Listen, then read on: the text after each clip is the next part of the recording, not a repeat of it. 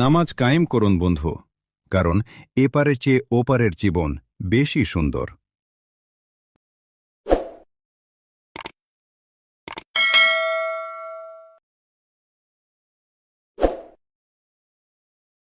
বিশ্বকাপের আগে যুক্তরাষ্ট্রে ২ প্রীতি ম্যাচ খেলবে আর্জেন্টিনা।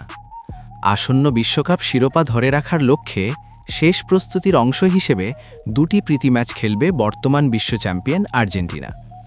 জুনের শুরুতে যুক্তরাষ্ট্রে অনুষ্ঠিত এই ম্যাচগুলোতে তাদের প্রতিপক্ষ হবে হন্ডুরাস এবং আইসল্যান্ড। আর্জেন্টাইন ফুটবল ফেডারেশন নিশ্চিত করেছে এবারের বিশ্বকাপের ৩ স্বাগতিক দেশের একটি যুক্তরাষ্ট্রে ম্যাচ দুটি আয়োজন করা হবে। ৬ জুন টেক্সাসের কলেজ স্টেশনে কাইল ফিল্ড স্টেডিয়ামে হন্ডুরাসের বিপক্ষে মাঠে নামবে আর্জেন্টিনা।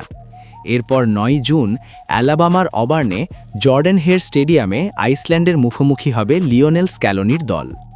ফিফা র্যাঙ্কিংয়ে হন্ডুরাস রয়েছে ৬৬তম স্থানে এবং আইসল্যান্ড ৭৫তম স্থানে।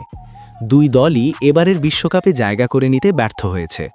ফলে এই ম্যাচগুলো আর্জেন্টিনার জন্য মূলত কৌশল ও স্কোয়াড পরীক্ষা নিরীক্ষার বড় সুযোগ হিসেবে দেখা হচ্ছে।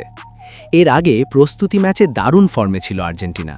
তারা মৌরিতানিয়াকে ২-১ গোলে হারায় এবং পরে জাম্বিয়াকে ৫-০ ব্যবধানে উড়িয়ে দেয়। বিশ্বকাপে শিরোপা রক্ষার অভিযান শুরু করবে আর্জেন্টিনা জাতীয় ফুটবল দল ১৬ জুন আলজেরিয়ার বিপক্ষে ম্যাচ দিয়ে। যে গ্রুপে তাদের অন্য দুই প্রতিপক্ষ হল অস্ট্রিয়া ও জর্ডান। বিশ্বকাপের আগে এই দুটি ম্যাচ তাই দল গুছিয়ে নেবার গুরুত্বপূর্ণ ধাপ হিসেবে দেখছেন কোচিং স্টাফরা।